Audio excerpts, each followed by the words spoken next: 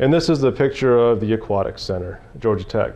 The middle section is fun because that is the largest, for right now, solar array in the Southeast for PV. It provides, I think they sell it directly back to the grid, to Georgia Power. Because we are a net metering state, which means that if you produce excess power, or if you just decide not to use the power, you can sell it back at a higher rate that you typically pay for power in the first place. So this is a net moneymaker.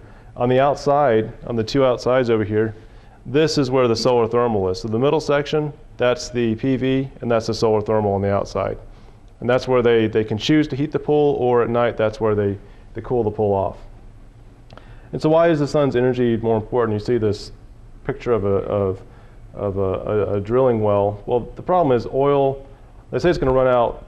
Peak oil for the United States has already happened. So we're going to run out of oil, most of our oil, within a decade. We do have some offshore drilling capabilities, but really, theoretically, if we start drilling now, that's going to give us about 2 decades to figure out what is our next source of energy that we're going to go by. So we have about 2 decades to figure out. For the next decade, we're going to see prices going up and down. In about a decade, I think China is going to take over the war in the Middle East for us because they're going to need more oil than we are, and we're not going to care about it.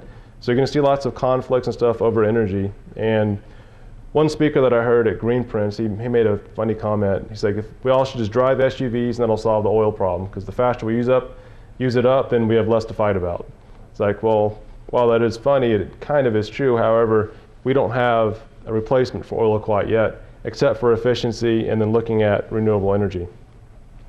Natural gas, we've got about 100 years of natural gas left in the world. We have plenty of it here in the United States. It is, as soon as they find, I think they found some more in Texas recently or on the Gulf Coast, and the price of natural gas went down. However, it's in flux. As soon as we run out, right now the largest supplier to the United States besides ourselves is Canada. However, they want to kind of protect future generations for themselves. They don't want to give us all their natural gas. So even friendly nations right now for renewable energy may not be so friendly in the future. And clean coal, and this is kind of a joke, everyone keeps on joking, we've got clean coal here in Georgia. That is the primary power supply next to nuclear. However, clean coal is not so clean. It does, I think the southeastern United States is the largest polluter in the United States of air based on how we produce our power. And the sun, we've got a few billion years of that. And you can write it down on the date today. You can say Matt Hoots told you this, but I think they're going to find out a way to tax the sun. I think they figured. I think we've got this cap and trade right now, and this is just a theory, but it's going to be around cap and trade, and they're going to tax pollution because right now, if you look at the sun now and 50 years ago, we were getting more direct sunlight on the Earth. So they're going to say, like, well, we've got to tax this over here so we can have less pollution, so more sun can hit the Earth. I know it's a crazy theory, but I can see it happening. I've seen worse through our government right now.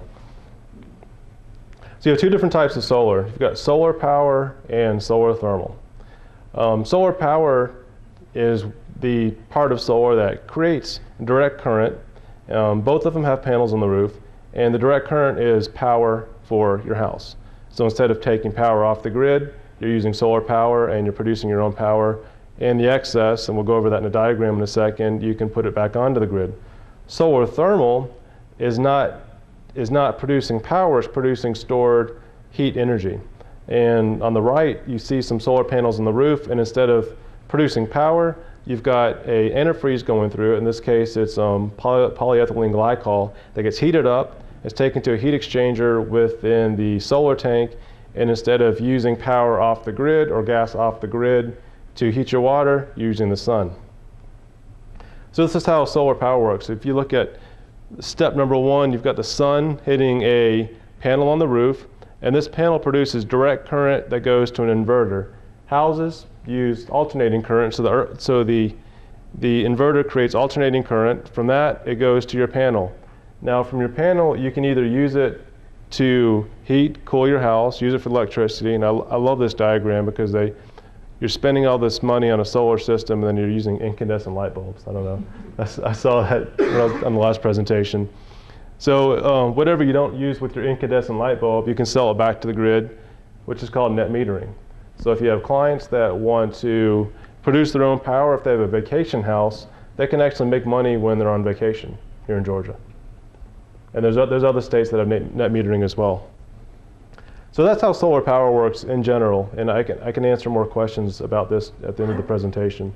Solar thermal, which is domestic hot water, same concept. You've got the sun, which, oh, by the way, you have to have sun hitting the house for solar to work.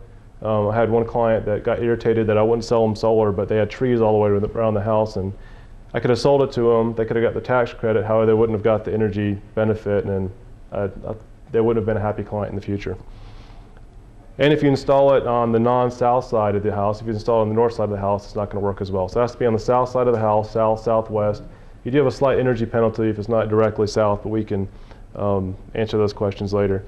So the sun hits this panel and heats up the liquid. It goes down to the pump station. The pump station, and there's actually a good cutaway. I saw another solar company here today. They've got this solar tank on the floor, and they've got a cutout of a section of the solar tank, so you can see the heat exchanger inside it. So what happens is the heat exchanger exchanges the heat from the panel on the roof, which it gets to be about 220, 250 degrees off the roof, exchanges the heat with the water. So the water will be 160 to 180 depending on what kind of tank you have. So when the water comes out of the tank, it's 120 degrees because it has a mixing valve on the top, just like a regular water heater. And essentially this keeps on cycling throughout the day. At night, most of these tanks either have an electric backup or a gas backup, so you always have energy to heat the water. During the summer, this provides about 100% of your hot water, and throughout the year, and especially in this climate zone, it's around 85% of your total hot water comes from the sun in this particular application. And does anybody know what, so what's the #1 consumer of energy in a house, residential? HVAC. Well, you got the #2 for commercial.